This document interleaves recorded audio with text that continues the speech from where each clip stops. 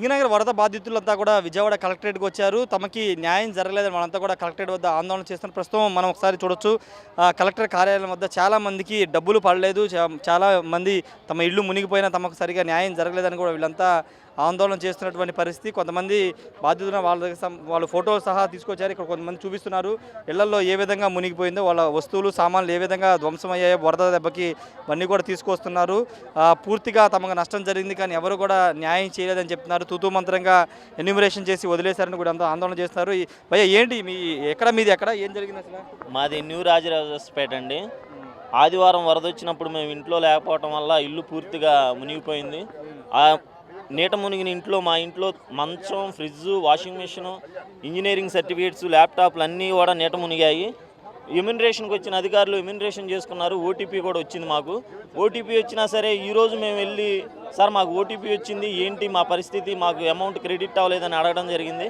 అడిగితే మాకు ఎటువంటి సంబంధం లేదు, మీరు కలెక్టరేట్కి వెళ్ళండి అని అంటున్నారు. సచివాలయం దగ్గరికి వెళ్తే కలెక్టరేట్ అంటున్నారు, కలెక్టరేట్ దగ్గరికి వస్తే సచివాలయం అని చెప్తున్నారు. మేము బాధితులం అండి. కనీసం బాధ్యతల పట్ల సచివాలయం సిబ్బంది కానీ కలెక్టరేట్ వాళ్ళు కానీ కనికరం చూపించకపోవడం బాధాకరం. మేము లాస్ పడ్డాం. దాదాపు 2-3 లక్షల రూపాయల వరకు మేము వరద నీటి వల్ల మేము లాస్ అవ్వడం జరిగింది. అధికారులు మాత్రం మమ్మల్ని పట్టించుకోకుండా first floor, second floor, third floor ఉన్న వాళ్ళకి మాత్రం అమౌంట్లు క్రెడిట్ అయినాయి. గ్రౌండ్ ఫ్లోర్ ఉన్న బాధితులకు మాత్రం అమౌంట్లు క్రెడిట్ అవ్వలేదు. దీన్ని మేము ప్రభుత్వం దృష్టికి తీసుకురావాలని ఈరోజు ఇక్కడ రావడం జరిగింది. మాకు న్యాయం జరగాలని మేము కోరుకుంటున్నాం. మాది గ్రౌండ్ ఫ్లోర్ అండి, కిందది అన్ని సామాన్లన్నీ కొట్టుకుపోయినాయి. మేము నీళ్ళలోంచి వెళ్ళిపోయినాం. ఏమి మిగల మాకు పైన గోడలో ఏయో పనికిరాని తప్ప అన్నీ పోయినాయి. మంచం, పొరుపులు అన్నీ పోయినాయి. మాకు ₹1 రాలేదు. పిల్ల నోరు లేని పిల్ల, ఆ పిల్ల నీళ్ళలో ఉండలేక 2 రోజులు డాబా మీద ఉండి ఇంకా అలాగ వెళ్ళిపోయినాం. నిన్న వచ్చాము ఇంటికి, డబ్బులు పడుతున్నాయండి. ఏది మాకు బ్యాంకుకి వెళ్తే ₹1 రాలా, సచివాలయంకి వెళ్తే మాకు తెలియదు అన్నారు. ఒకటి పేరు వచ్చిందన్నారు, ఒకటి పేరు రాలేదన్నారు. ఇంకేం చేయాలని ఇదిగో అందరూ మా ఇంటి పక్కన కలెక్టర్ ఆఫీస్కి వచ్చి పెడితే మేము వచ్చాము. ఈ పిల్లని వేసుకొని నేను వచ్చాను. అక్కడ సచివాలయాల వాళ్ళకి వెళ్తే ఏం చెప్తున్నారు మీకు సమాధానం? మాకేం చెప్పట్లేదండి, అయిపోయింది టైం అంటున్నారు.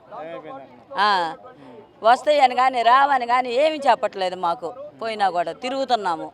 సరే ఏంటంటే బాధితుడికి పూర్తిగా న్యాయం జరగలేదు, బాధితులు జరగలేదు కాబట్టి అందరూ రోడ్డు ఎక్కారు. ఇవాళ గవర్నమెంట్ చెప్పే మాటకి చేసే పనికి సంబంధం లేదు. ఇవాళ 100కి సగం మందికి జరగలేదు. కొంతమందికి పేర్లే నమోదు చేయాల, పేరు నమోదైన డబ్బులు పడలా, డబ్బులు పడిన బ్యాంక్ అకౌంట్లోకి వెళ్తే అకౌంట్లు పనిచేయట్లేదు అన్నారు. నానా గందరగోళంగా ఉంది అంతా కూడా. వాడికి బండికి పడింది, ఇంటికి పడలేదు. ఇంటికి పడితే బండికి పడలా, కింద అంతస్తులు ఉంటే పై అంతస్తుని రాసుకెళ్ళారు. ఇవన్నీ ఎవరికి చెప్పాలి? చెప్పడానికి వినడానికి నాయకులేరి, ఎమ్మెల్యేలు ఏమైపోయారు? ఎలక్షన్ అప్పుడు ఒక్క ఫోటోలో ఇంటింటికి 500, 1000 రూపాయలు పంచడానికి కావాల్సిన యంత్రాంగం ఉందా? ఇవాళ బాధితులు మరి ఇంతమంది ఉంటే, 1,00,000 మంది ఉంటే, 1,00,000 కుటుంబాలు డబ్బులు ఇవ్వడానికి 28 రోజులైనా మీకు ఇంకా తీరికలు దొరకలేదా? ఇంత అధికార యంత్రాంగం ఉందిగా, ఎందుకు చేయరు? ఆ నాయకులు ఎందుకు సమాధానం చెప్పరు? సచివాలయంకి వెళ్తే సంబంధం లేదంటారు, కలెక్టర్ ఆఫీస్కి వస్తే కాగితం తీసుకోమంటారు, ఎమ్మెల్యేలు కనపడరు. ఎవరికి చెప్పుకోవాలి? వరద బాధలో ఉన్న వాళ్ళని ఇంత బాధలు పెట్టడం న్యాయమేనా? రెండోది, ఇవాళ 500 కోట్ల రూపాయలు గవర్నమెంట్కి పారిశ్రామికవేత్తలు, దాతలు డబ్బులు ఇచ్చారు. సెంట్రల్ గవర్నమెంట్ 7,000 కోట్లు వాళ్ళు ఎంత ఇచ్చింది? మరి ఎందుకు ఈ డబ్బులు లేవా? ఇప్పటికి 368 కోట్ల రూపాయలు వీళ్ళందరికీ భోజనం పెట్టడానికి ఖర్చు పెట్టారంట. 1,50,00,000 మందికి. ఎవరికైనా అందిందా భోజనం? పనికిరానటువంటి పులిహార 2 పూటలు పెట్టేసి 368 కోట్లు రాసేసుకుంటారు లెక్కలు. ఈ జనానికి ఇవ్వడానికి మాత్రం మీరు తప్పుడోళ్ళు 1, 2 సార్లు వస్తారన్నారు. వీళ్ళు కాదు, మంచినీళ్ళ బాటిల్ అంట 1,20,00,000 మందికి బాటిల్స్ ఇచ్చారంట. 23 కోట్లు ఖర్చు అయిందండి. ఎవరి సొమ్ము ఇది? జనం సొమ్ము. అగ్గిపెట్టెలు, కొవ్వొత్తులకి 21 కోట్లు ఖర్చు అయిందంట. జనానికి ఇవ్వడానికి మాత్రం డబ్బులు లేవా? అందుకనే ఈ సొమ్మంతా విచ్చలవిడిగా రోడ్ల మీద మరి ఖర్చు పెట్టారో లేదో ఆయన చూసుకోవాలి. వీళ్ళందరికీ న్యాయం చేయాలి. అందుకే ప్రతి ఒక్కరి పేరు నమోదు చేయాలి, అందరికీ డబ్బులు ఇవ్వాలి. బ్యాంక్ అకౌంట్ లేకపోతే డైరెక్ట్గా అందించాలి. 25,000 కాదు 50,000 ఇవ్వాలి. అలాగే బండి అయినా, టీవీ అయినా, ఫ్రిడ్జ్ అయినా రిపేర్ చేయించి ఇస్తామన్నారు, ఇచ్చి చేయండి. మీరు ఇచ్చే 25,000 ఒక మంచం పరుపు కూడా రాదు. ఇవాళ జరిగే నష్టం అది.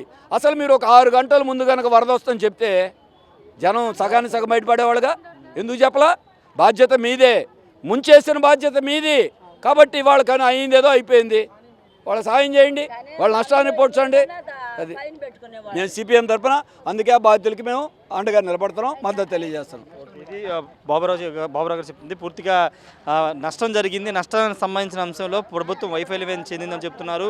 పూర్తిగా అక్కడ ఉన్నటువంటి బాధితులు ఎవరైతే గ్రౌండ్ ఫ్లోర్ ఉంటే వాళ్ళకి డబ్బులు పడకోకుండా ఫస్ట్ ఫ్లోర్ సెకండ్ ఫ్లోర్ వాళ్ళ పడిందని కూడా చెప్తున్నారు. చాలా చోట్ల ఇదే పరిస్థితి ఉంది. అక్కడ ఉన్న స్థానిక సచివాలయ సిబ్బంది ఎవరు కూడా మాకు సంబంధం లేదు, ఎన్యుమరేషన్ అయిపోయిందని చెప్తున్నారు. స్థానిక ఎమ్మెల్యే కూడా అక్కడికి రావట్లేదు, పార్టీకి సంబంధించిన నేతలు ఎవరు కూడా అక్కడ రావట్లేదు కూడా చెప్తున్నారు. ఏదేమైనప్పటికీ బాధితులకి న్యాయం చేయకపోతే ఖచ్చితంగా సిపిఎం తరఫున పోరాటం చేస్తామని బాబురావు చెప్తున్నారు. రాజునగర్ వడాకాలనీ నుంచి వచ్చాను సార్. మాకు ఇల్లు ఇలా రాసుకెళ్ళారు సార్, పేరు రాసుకెళ్తే సరే అని చెప్పి వెళ్ళి చూసుకున్నాం సార్. వెళ్ళి చూసుకుంటే మేము ఇంట్లో లేమని చెప్పి వచ్చిందండి సార్. ఇంట్లోనే ఉన్నాం సార్, మేము వరదలో కూడా ఇంట్లోనే ఉన్నాం. ఇదేంటమ్మా అని చెప్పి సచివాలయానికి వెళ్ళి అడిగితే ఎవరో రెస్పాన్స్ అవ్వలేదండి. రెస్పాన్స్ అవ్వగా మళ్ళీ ఇప్పుడు 3 రోజుల తర్వాత మీకు పేరు రాలేదని చెప్తున్నారండి. సరే కలెక్టర్ ఆఫీస్కి వెళ్ళమంటే కలెక్టర్ ఆఫీస్కి వచ్చాం సార్. వాళ్ళు ఏమో తాళాలు వేసి బయట ఇలా నుంచోబెట్టారండి. పొద్దున్నే 9ంటికి వచ్చాం సార్.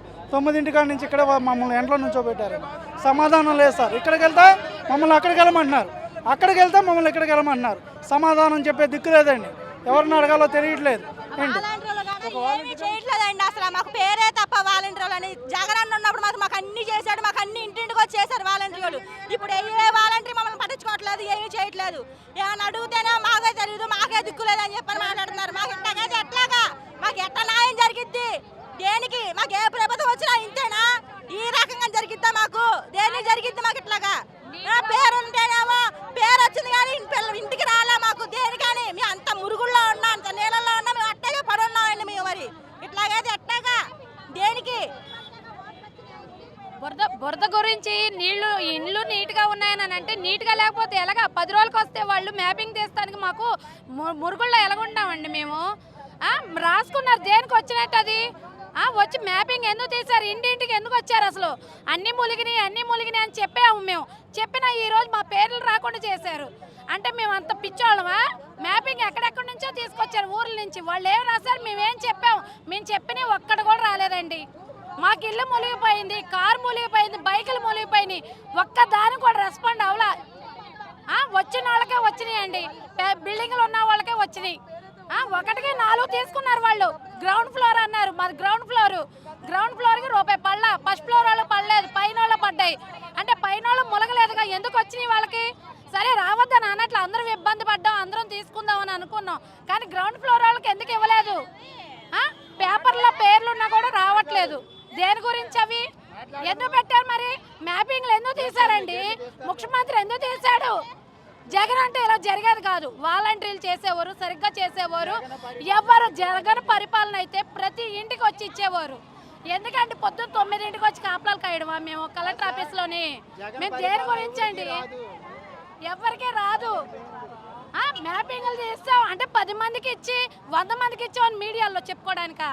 ప్రూఫ్స్ కూడా అడగలేదండి మమ్మల్ని. ప్రూఫ్స్ ఉంటే చెప్పేవాళ్ళం. ఫోన్లో మా ఉన్నాయి కదా, అప్పుడు ఎలా వచ్చిందో చూపించేవాళ్ళం. ప్రూఫ్స్ అడగలా. వాటర్ అంతా పోయిన తర్వాత నీట్గా కడుక్కున్నాక వచ్చారు. నీట్గా ఉన్న ఫోటోలు తీశారండి. మురుకుళ్ళ పిల్లలతో ఎన్ని రోజులు ఉంటామండి మురుగుడులో? వాళ్ళకి లేని రోగాలు వస్తే ఎవరు బాధ్యులు? నీట్గా ఉన్న వారంకి వచ్చారండి. వారంకి వస్తే వారం రోజులు కడుక్కోకుండా ఉన్నాం కదా సార్ మేము. మాకైతే ఫస్ట్ ఫ్లోర్ వాళ్ళకి డబ్బులు పడ్డాయండి. మాదే గ్రౌండ్ ఫ్లోర్ అయితే ఫస్ట్ ఫ్లోర్ అని రాసుకొని వెళ్ళిపోయారు. నేను సచివాలయంకి వెళ్తే మీది ఫస్ట్ ఫ్లోర్ అని చూపిస్తుంది. అదేం అన్నాయి సార్?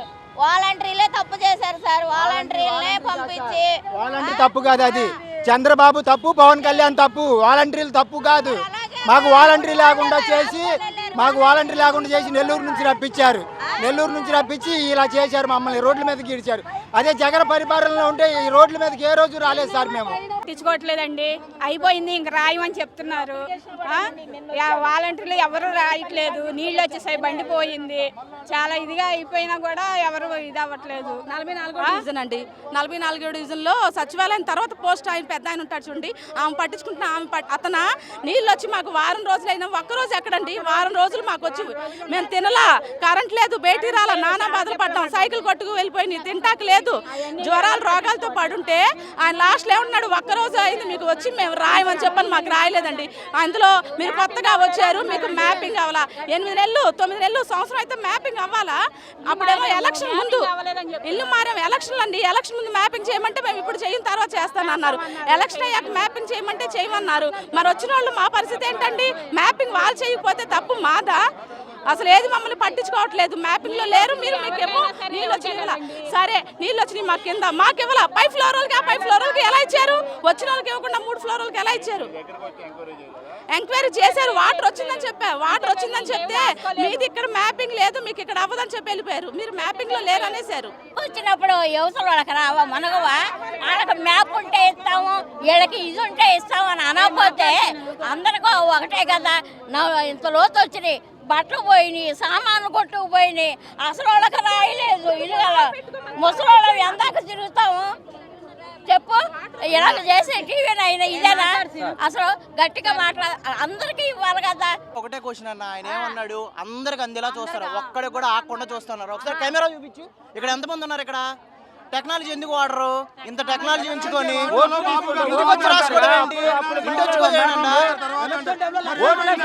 టెక్నాలజీ ఎందుకు వాడరన్నా? ఒక నిమిషం నేను చెప్తాను, ఒక నిమిషం కాదన్నా. లిస్ట్ రాసుకున్నారు, ఆదివారం వచ్చింది, సోమవారం సాయంత్రం కల్లా రెండోసారి రాసుకోవాలంటే ఎంతమంది 2 రోజుల్లో అయిపోద్దా? ఎలా రాస్తారు 2 రోజుల్లో?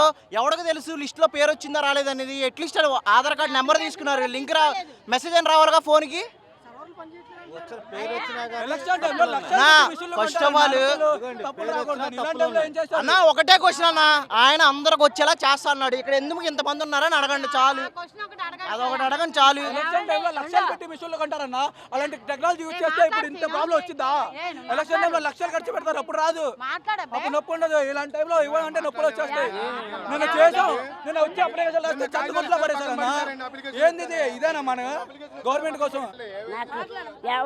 నాకు బండి పోయింది నాన్న, మరి వాషింగ్ మిషన్ పోయింది.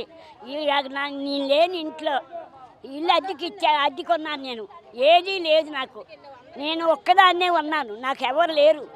కెమెరా పర్సన్ విజయ్తో రాజేష్ ఆర్టీ విజయవాడ నుండి. మరిన్ని వీడియోస్ కోసం ఛానల్ ని సబ్స్క్రైబ్ చేయండి, లేటెస్ట్ అప్డేట్స్ కోసం వాట్సాప్ ఛానల్ ని ఫాలో చేయండి, అండ్ లింక్ డిస్క్రిప్షన్ లో ఉంది.